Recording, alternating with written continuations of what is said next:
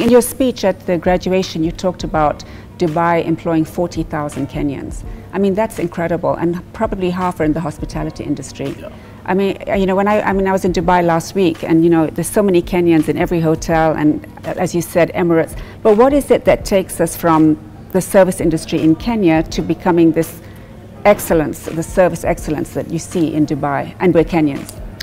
The beauty about Kenya is our education system. The basic background of any person in Kenya is solid. Then it is refined. And that's what Dubai has beaten us, is that they have taken Kenyans and they have refined them in their training school and in their presentation. That's why when you see an air hostess or cabin crew in Emirates, is different than the cabin crew in Kenya Airways. And it's the same Kenyan from the same villages in Kenya. But the finesse part of it, and that's why I've challenged the industry today. I think we need to go one step further to improve on the finesse. It's not just about having a good education, it's how you present it. And that comes out of exposure. It does. I mean, as the chair of BOMA, of the BOMA College here, I think one of the areas that we are focusing a lot on is to make these young people holistic and to give them life skills as well as theoretical and practical, because it's those life skills that actually enable you to go and compete, globally. So I think that's really exciting. Our Cabinet Secretary, our series is called Shaping African Conversations. I've seen it. And I think a lot of it, especially in the tourism sector, are people who are reading newspapers abroad and seeing the narrative that sometimes it's, the protest and the conflict, and not just in Kenya, but on the African continent. What would you say we need to do to change the narrative, the African narrative?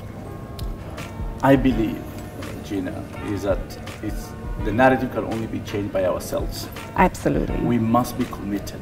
We must be honest. I think the dishonesty of ourselves in wanting to get the best, at the same time disrupting what we have just begun. We're hypocritical then. Unfortunately, that's a heavy word for me.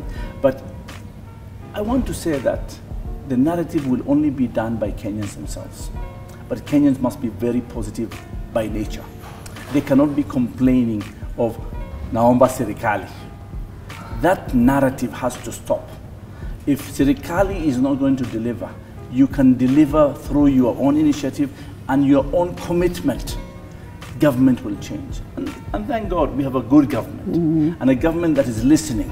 We are much better than many other governments in the continent and elsewhere in the world. But what can we do to actually raise above our parochial interests and our parochial behaviors of entitlement? How do we make it positive? Everything, if you have the lenses that are positive, you'll see the right things. That's true. It's under which lens you're Yes, looking. it depends what lens you want.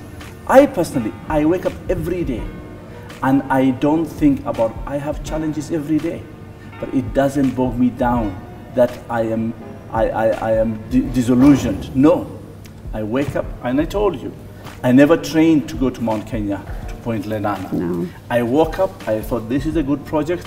I had people who have been planning it for 2 years, and professional mountaineerings, and they told me, please accompany us. I thought it was a joke, but I gave them my word 2 years ago. And you did it. I stood to it. It wasn't easy, but I made it. But I think that's it. I think, we all have our mountains to climb, and I think as Kenyans, our mountain to climb is how to be positive and how to believe in ourselves and believe that we can do it, and that we're not entitled to, it's only ourselves. We're responsible to ourselves to make sure that we get to the next level. So I guess that's our mountain. Yes. And you've just finished climbing Mount Kenya, and I just looked at the photographs and I just think it's amazing. I would never do it. So congratulations on doing that. And thank you so much for spending the afternoon with us. Thank you for honoring BOMA.